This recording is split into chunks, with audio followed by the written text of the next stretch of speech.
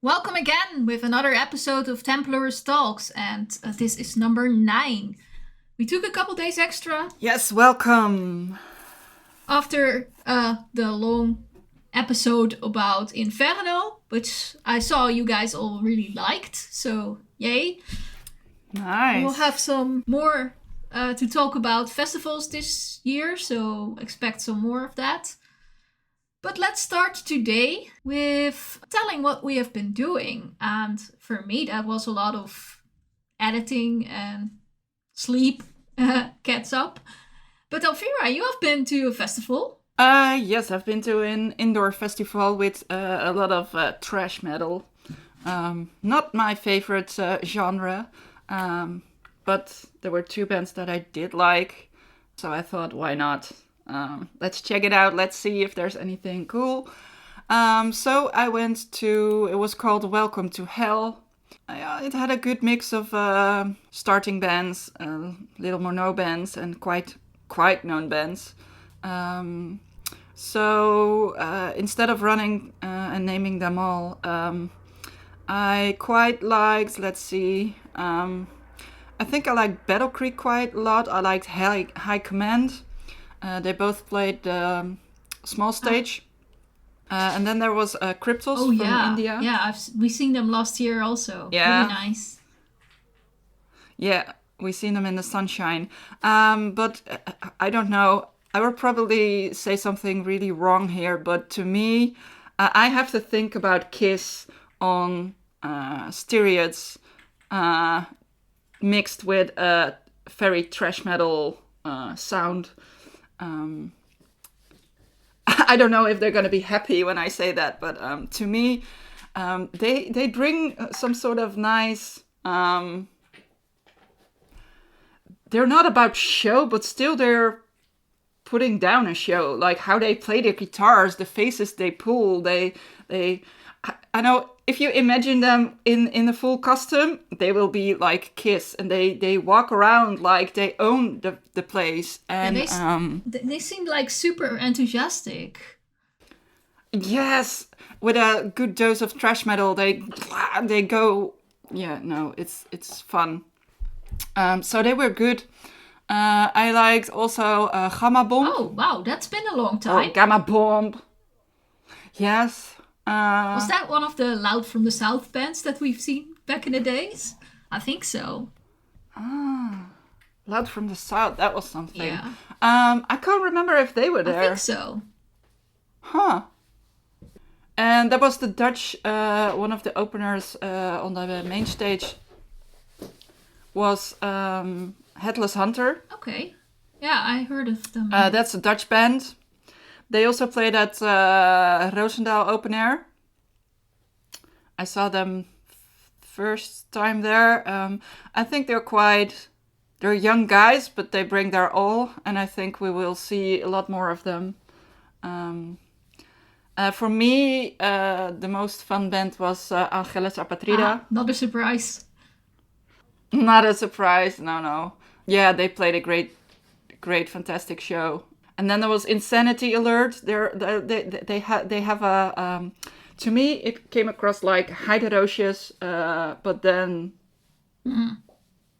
Insanity Alert. So yeah, they remind me of Hyderocious, but then on steroids.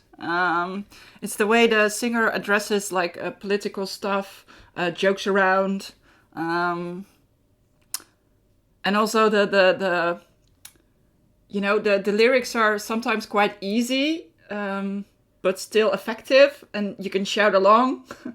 So that's, yeah, they were fun too, but not my cup of tea, so to say.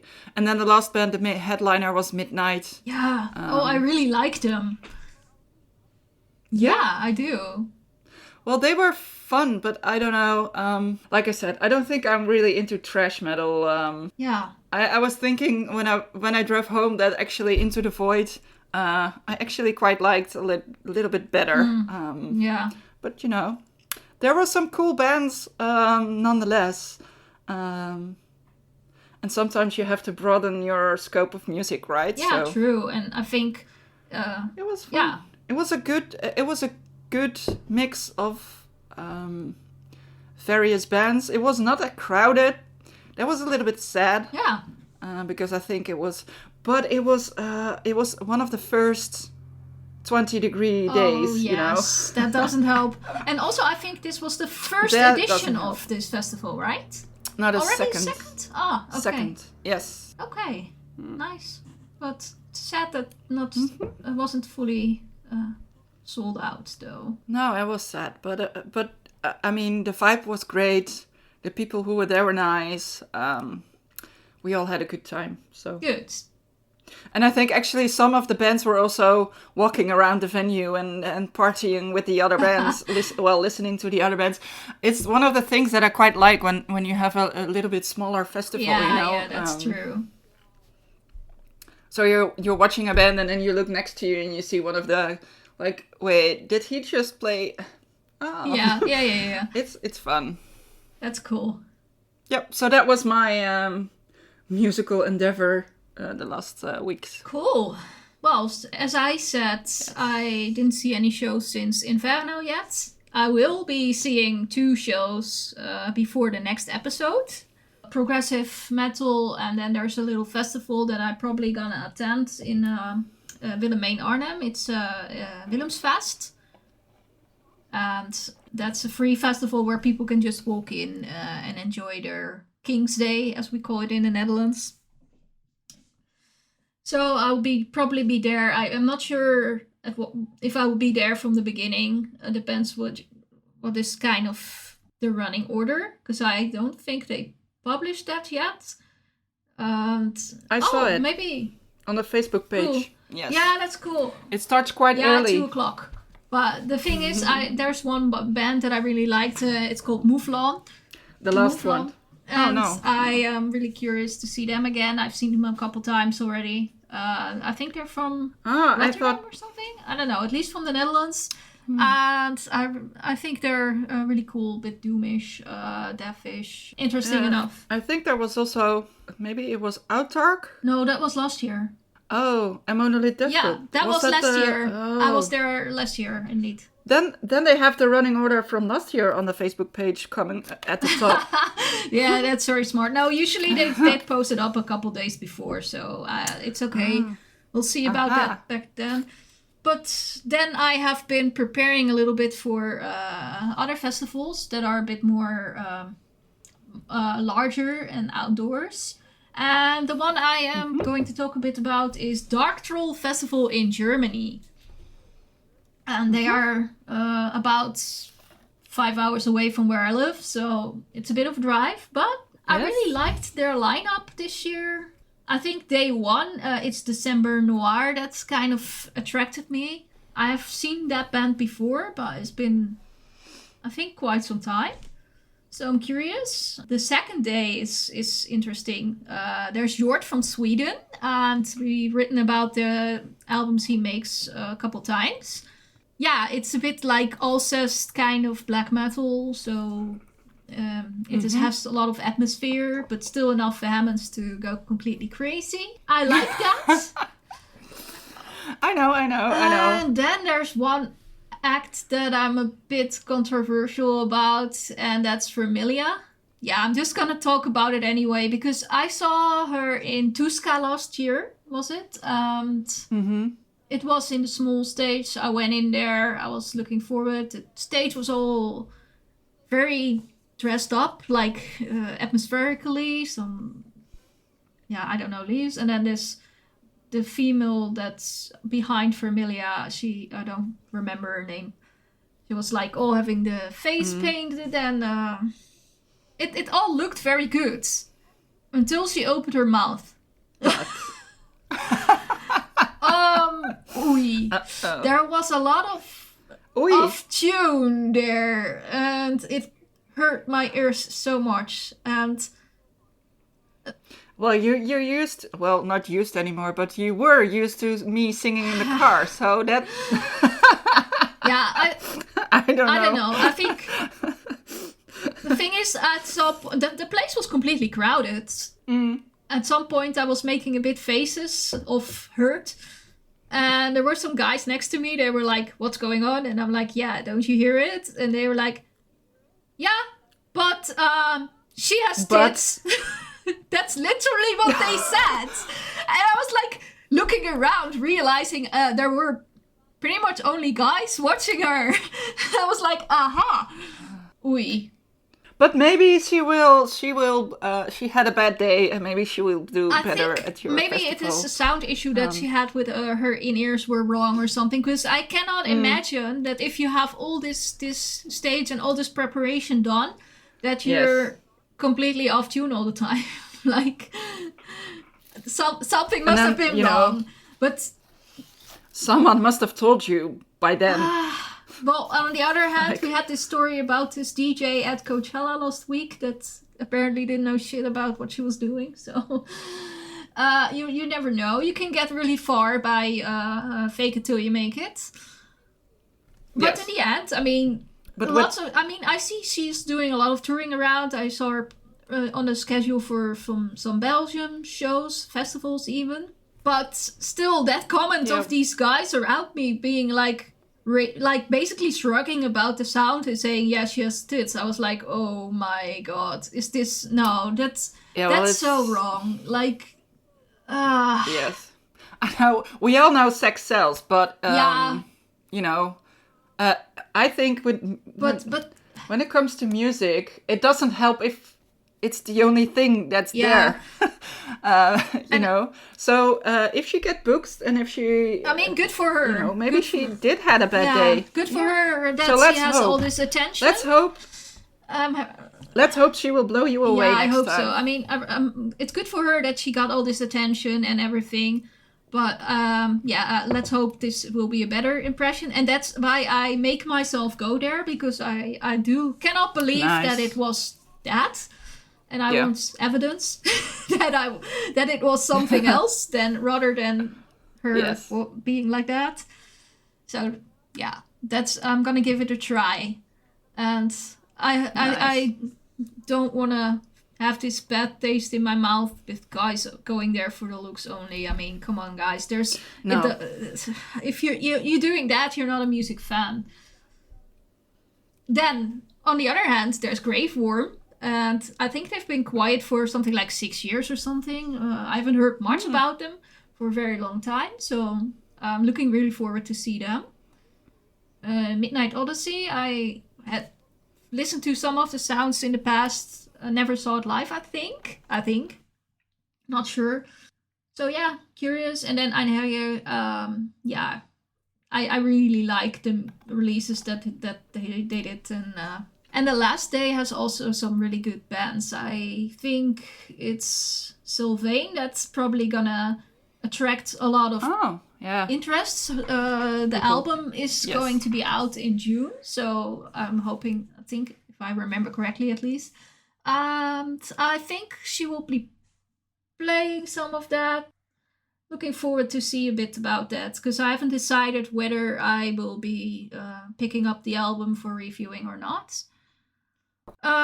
Vince the First is playing quite late. I like the album. I think someone else in the crew has been reviewing that album. That's cool. I'm gonna be interested in that. And the headliner, Wolves in the Throne Room. And that sucks for me because I really want to see them. And they play last, and after that, I have to drive home for 5 hours. So 5 hours. Yeah. I have to stay till like after midnight, long after midnight, to see the whole set. So no, joking aside, it's a good lineup. It's gonna be a really interesting. I heard from one of our crew members who was at the festival before that it has a very relaxed atmosphere, and so yeah. I'm curious. So that's what is going to be ahead of us soon. Well, I have something coming up on Wednesday. Cool. Yes, I will be go see the Estonian Metsatal. Cool. Yeah. The folk metal. Yeah. And they play with the Finnish melodic death band, Suotana. I think I've seen them a long time ago, but I'm not quite sure. The name does ring a bell. And then the headliner is Fintroll. Yay, Fintroll! So I will have a good Hoompa metal party. I mean, they rocked their sets. So I'm really looking forward. They rocked their set Inferno, so there must be a really good show. Yes. I hope. And I'm curious whether the fans in the Netherlands are doing the ear thing. No, well, maybe a few girls. Yeah, we'll see, I guess, but...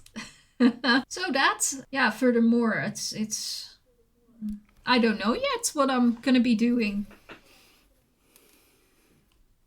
Me neither. The next one I have coming up is actually, I think, a festival in Belgium. Ah, yeah. So that's something... Durbij. Yeah. Something to see for the next episode a little bit, I guess. Probably, yes. But hey, that's cool. Then let's see what did I have? Oh yeah, I have this interesting point I want to discuss. Because I noticed last episode we talked a bit about bands doing different revenue streams and such. Yes. And then I was thinking, I've seen a lot of these bands doing these kind of, I don't know, merch that is maybe a bit atypical. Over the top. Atypical. Like, I've seen literally bands doing, more and more bands bringing out coffee or tea with their logo on it. I don't really know how to feel about that. And I think I actually joked about one band that I really liked in the past. Like, yeah, that guy is milking it by bringing out all this kind of stuff. He should probably put his logo on a milk carton or something like that. Well, not exactly this band who did that, but another band from the same country put their band logo on a milk carton, for real. I found it when I was walking in the supermarket in Finland, and I was like, guys, come on. Yeah. I can understand somehow. I can understand the coffee. You know, if you're a metalhead, you go to parties late. You need coffee in the morning. Yeah. You know, but I have seen stranger. Well, okay, the milk carton is a bit strange. I also seen a lot of bands selling their own type of beer. Yeah, true. A lot of alcohol. They team up with a beer brewery, or even like gin mixed with something. But you know, we've seen hoodies, t-shirts, beanies, and that kind of stuff. Yeah. But shoes, yeah, never. But last time I saw a pillowcase. Yeah, that makes sense. I usually make them myself from old t-shirts, but gotta have some second sourcing for that in this circular economy. But no, my point is more like, for me to be interested in this kind of merchandise endeavors, I kind of want to see what is the relationship between the item and the band. Like, if you have some coffee or wine or whatever that you're going to make, I want to see at least you some stories, like, or some pictures where you go tasting, testing the mix, testing the blend, how you designed the label or whatever. If I'm just gonna be finding it on a website with your logo on it, I think, you can just go and find some importer and ask them to put your label on it. No, that's not going to make me interested in your product. I want to see that you have some engagement with it before you bring it out on the market. And that's what's missing in so many of these cases, that it bothers me. I think just putting your logo on it is kind of milking it in a way. But if you're like an artist who's like passionate about wine, like there's some black metal artists doing that, then you show a lot of pictures of you going to these grape the vineyards and such, and like tasting, and then I can understand it's your passion, and what I'm getting is a product that you approved.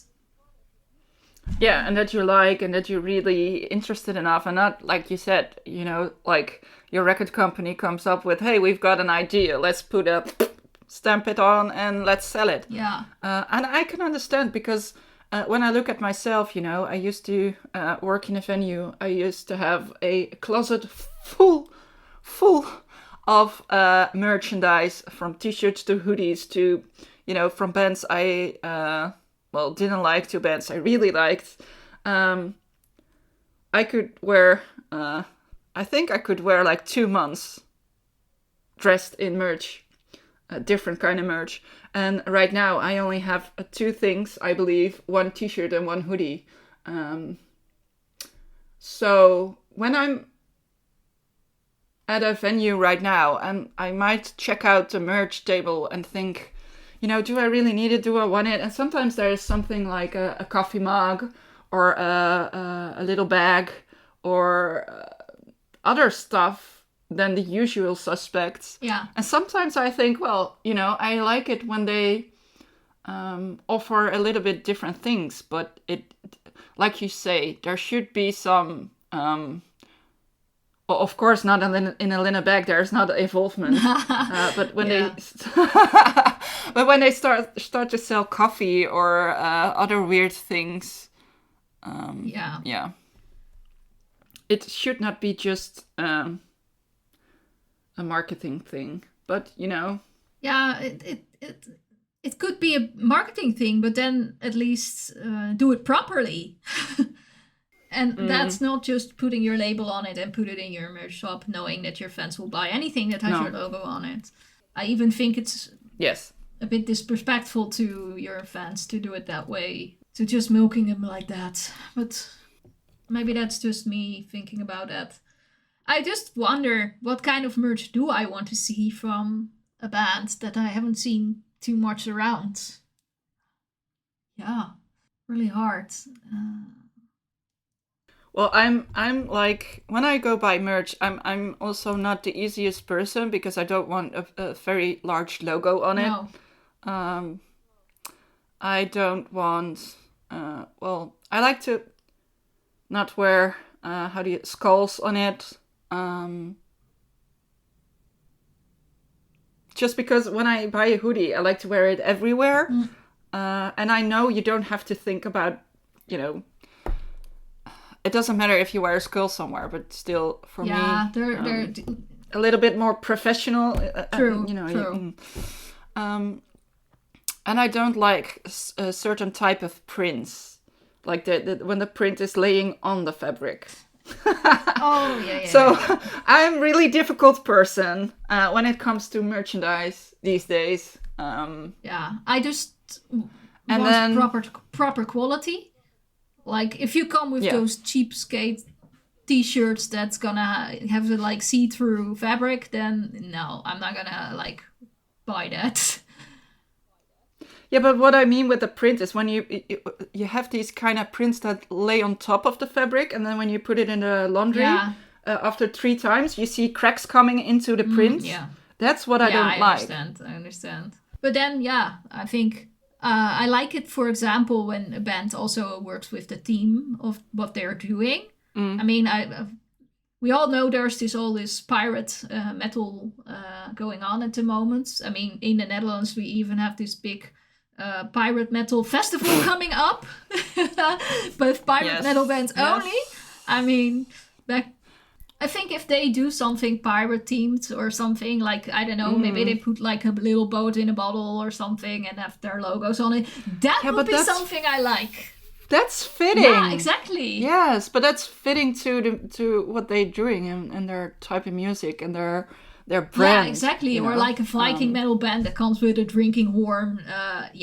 That's that kind of stuff I really appreciate if a band does it, because that's proper branding. Exactly. Yeah. But I just don't. I just want the band to see a band to put a little bit effort in, if they want me to buy it, and like, sure, I don't need to see how you make your t-shirt or sewing them or something that's ridiculous, but if you just bring out some random stuff with your logo on it, it needs to have some relation to the band. Yes. Good. Well, we agree on that. Yeah, we agree on that. both of us have been super busy. So for this week, we haven't been able to find a bassist yet. So that will be for the next episodes. And we'll definitely make it up for all your bassist-loving people out there. Yes, I'm working on some cool names, but they have to come through. Yeah, and you know, we're gonna do something nice for the people listening. So yes. it's okay. Yeah, we have cool things in the pipeline. Yeah. Then I think the next thing to discuss is our ikigai. What makes us happy this week? No. What? We have a CD. No, that's for next. Oh, you want to talk? Oh, wait, we did have a CD. I completely forgot about that one. Because it's probably more your thing than it is mine, I think. Not sure. Okay, we chose. Da-da-da-da-da-da. Slower. Tell me about Slower. Well, the thing is, you're quite right when you say it's more my thing, because it has a like stoner underlaying slow guitar and bass sound. And that's also the part that I really, really like. But anyway, the Slower project, because the thing is they play Slayer songs. Yes, Slayer. But then really, really, really, really slow. And low. Yeah. And I think it started out with the one guy from Fu Manchu.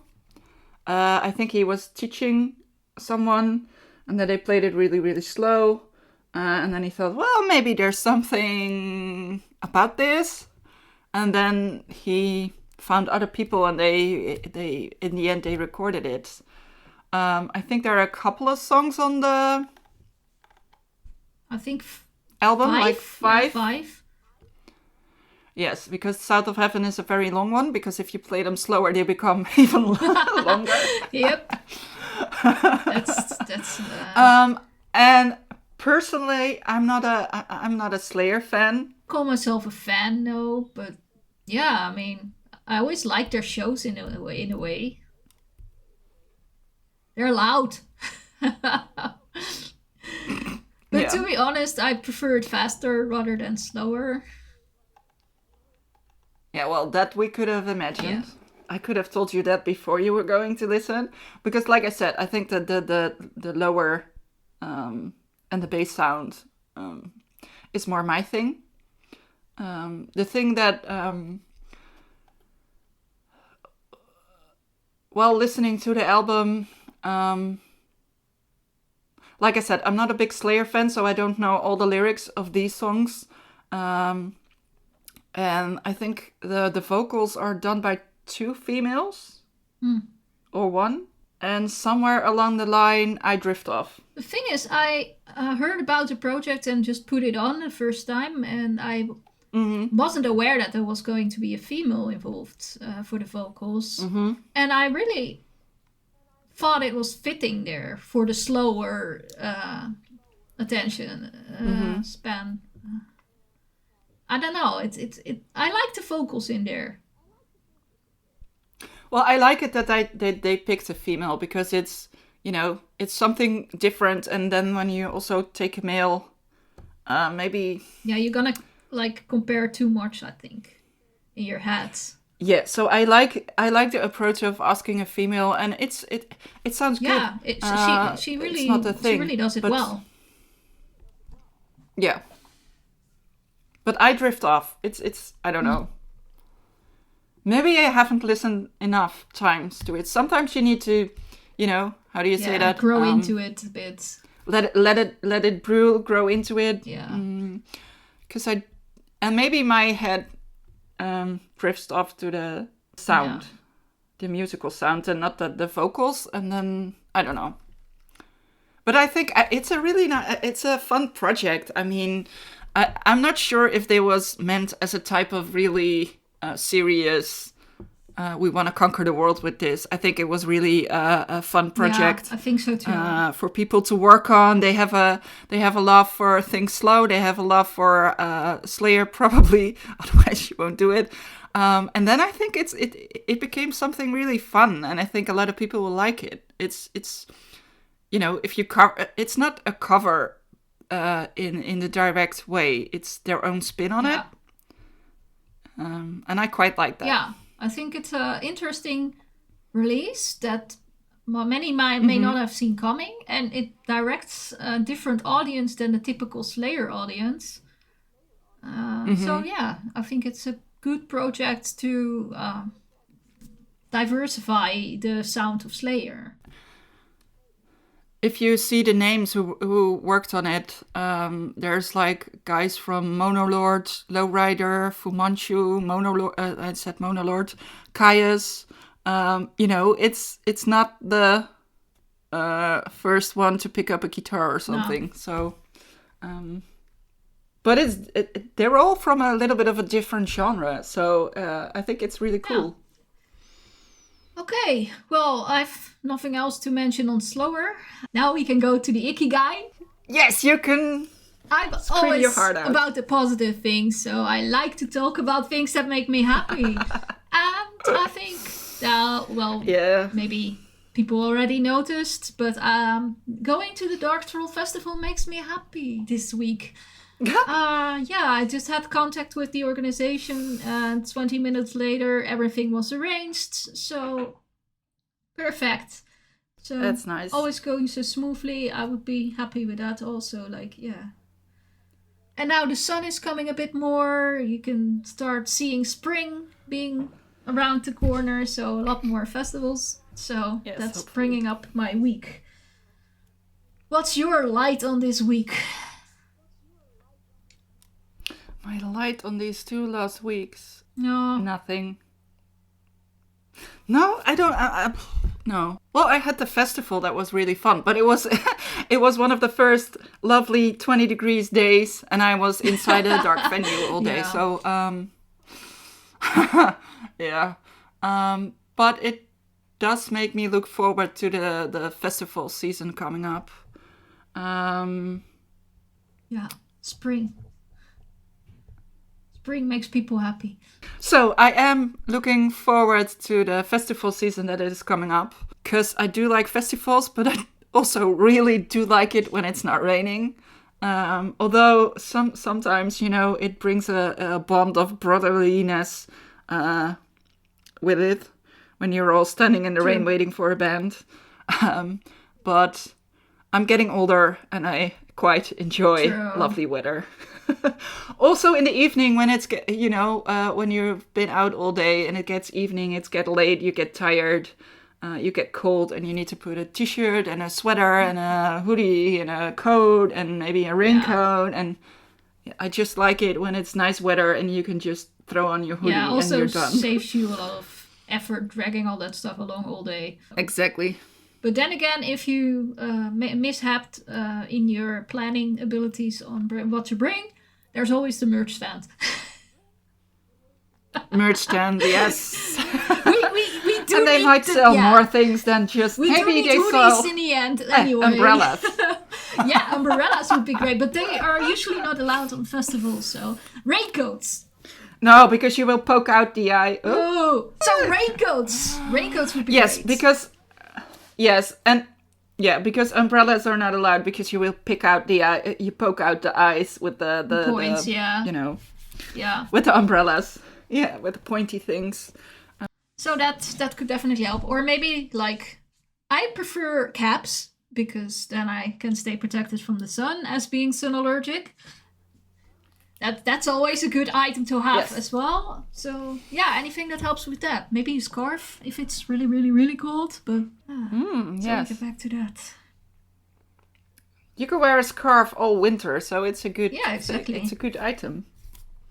Okay, well then, what have we been listening to this week? I have a long list. So let me start with.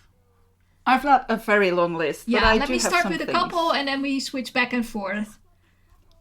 I've been listening to the new single of Black Light Discipline. The Finnish guys have been awake for a while. Yeah, I remember that. Industrial metal craziness. yeah, they kind of went away for a bit, and some of the members have been busy with their other projects. Shireen, for example, which is also going to be in the Tuska, and they're doing really well at the moment. But here's the single of Russian Roulette. It's a cover from Rihanna, and we know that these guys are really keen on having these kind of 90s vibes covers in their repertoire. They've been really successful with that. So now it's Rihanna. Yeah, I think it's a good cover. It's interesting. It fits their sound well. Only as a fan, I can think I really would have loved to see a single with their own material rather than a cover again. Especially if it's a long period they've been away. It's nice if they would, but maybe they will blow you away in the upcoming weeks. I don't know. Whatever. I've asked. They wrote me already before the news got out, and I asked them, "Are you going to release an album?" Probably not yet. Soon-ish. But then again, they yet. do. You're the positive one. Then again, they did announce in their newsletters to the press that some new material will be coming later this year. So whether that might be a new singles or an EP or something, I don't know. We'll see. But it's cool to have these guys back, man. I love to have a little cheerful dance when you go to an after party. I'm pretty sure we've seen them together a couple of times. I drag people to my birthday parties during the Tuska after parties thing, and they've been playing there a couple times. So I've been dancing a lot. I've been dancing a lot with them. This band. So very cool, and I've seen them so many times through the years. So good to see them back. Yeah. Then another band that I haven't heard much from lately, and that's called Nightrage. They're more like extreme melodic death kind of sounds. They had a song out called A Throne of Melancholy. And I was listening to it and thinking, gosh, I miss these guys. And this song makes me think like Catamania, which I also miss having around. And I kind of...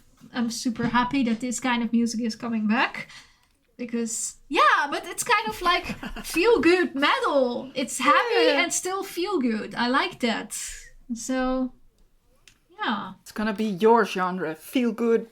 Yeah, but heavy, like not. I don't want not. Heavy feel good metal. It has to have some vehemence in it because otherwise I'm most of the time. Yeah. So. Give me one of yours then. One of mine. Last Friday there was the release of the very first single, or the digital single, how do you call it, from the Finnish bass player Olli-Pekka Laine from Amorphis and Barren Earth and Manai. He started a solo thing and gathered a lot of people around him. The band is called Octoploid. I think the album will be out in one day before my birthday, the 5th of July. I can remember that one. And the first single, and if I was the band, maybe I would have picked a different singer for the first one. Because it's Tommy Yauza from Amorphis. So the link has easily been made, but that's only that reason.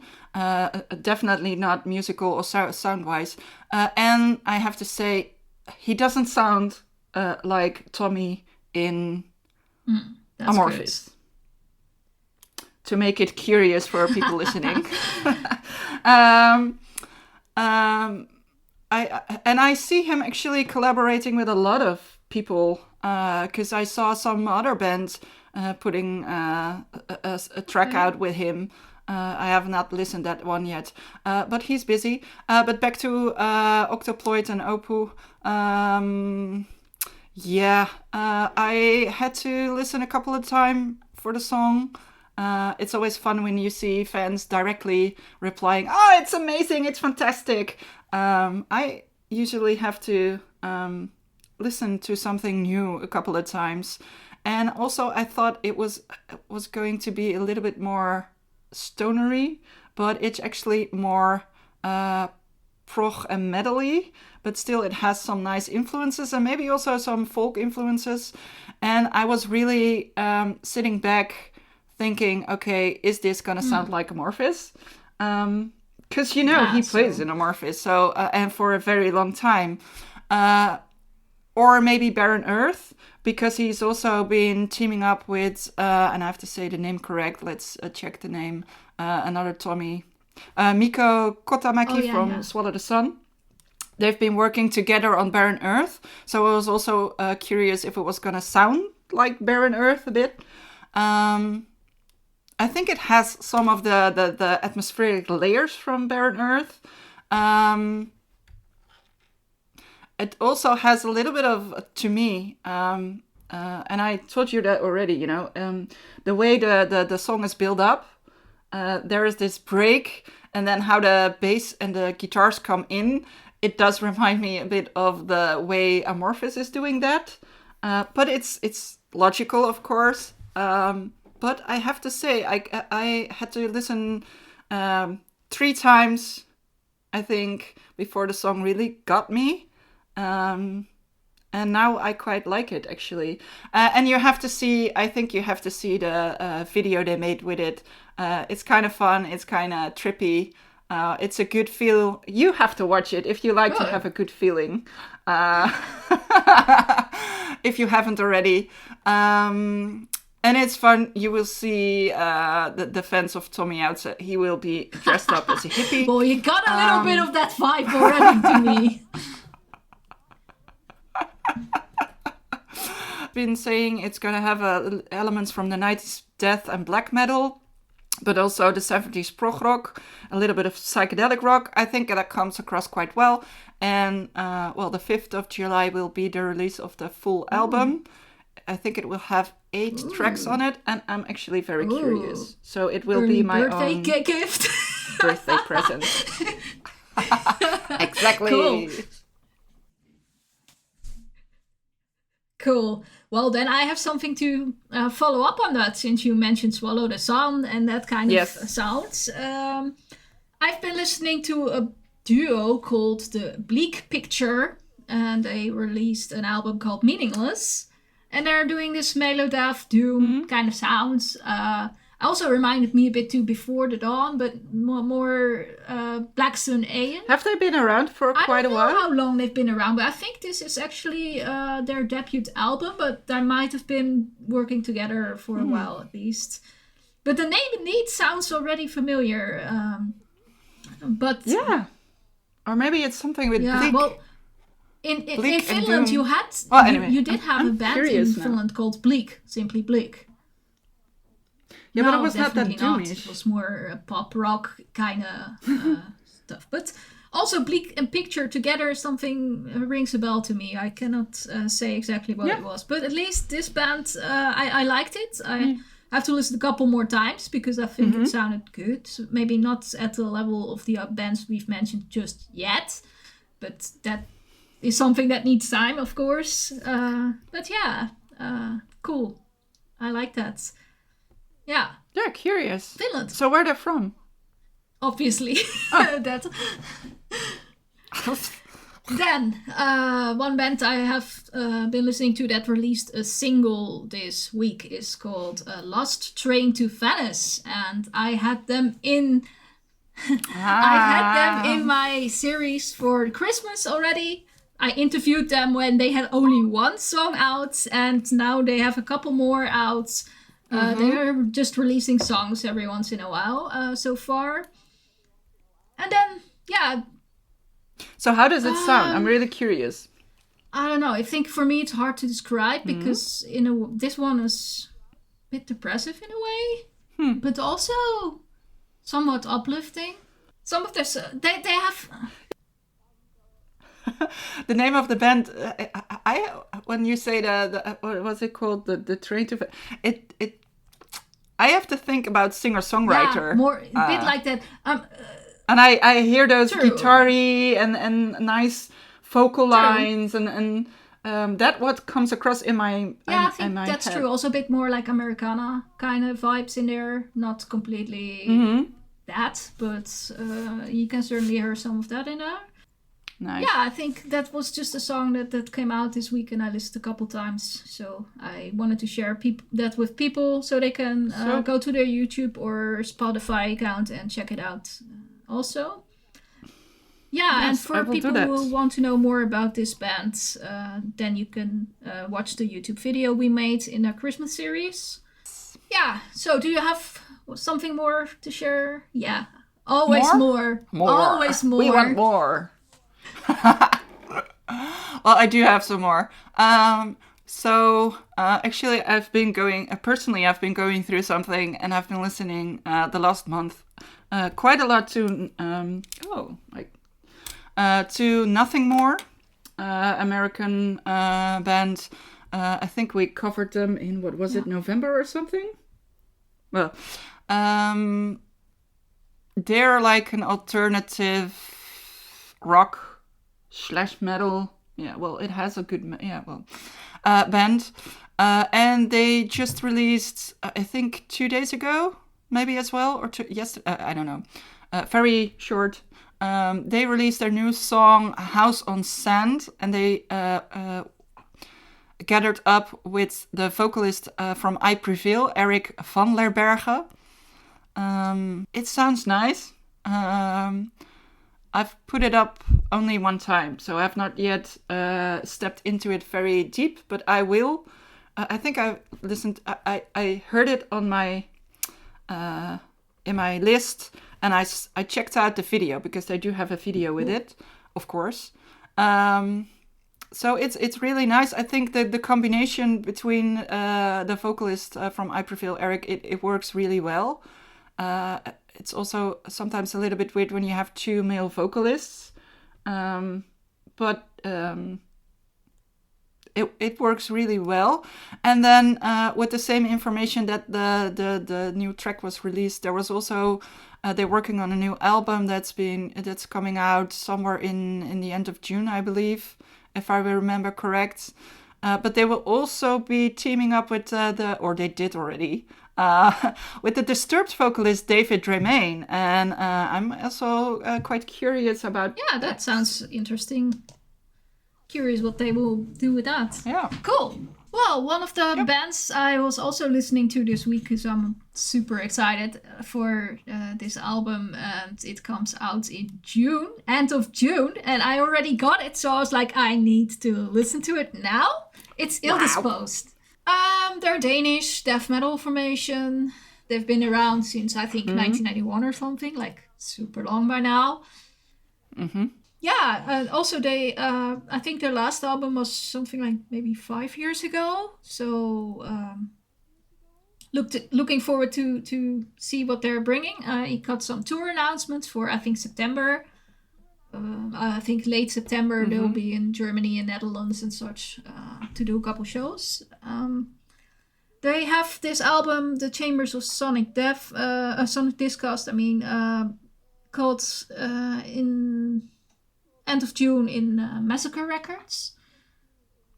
From what I've heard, I've played it like once. Now it's gonna be exactly what you expect. It's energetic. It's that typical death sound that brings people to energetic movements and festivals. Because this band is one that always does quite well in live. So yeah, that's one thing that I'm looking forward to see. And I have been listening to a single from a band that I also have the album for, or was it EP to review?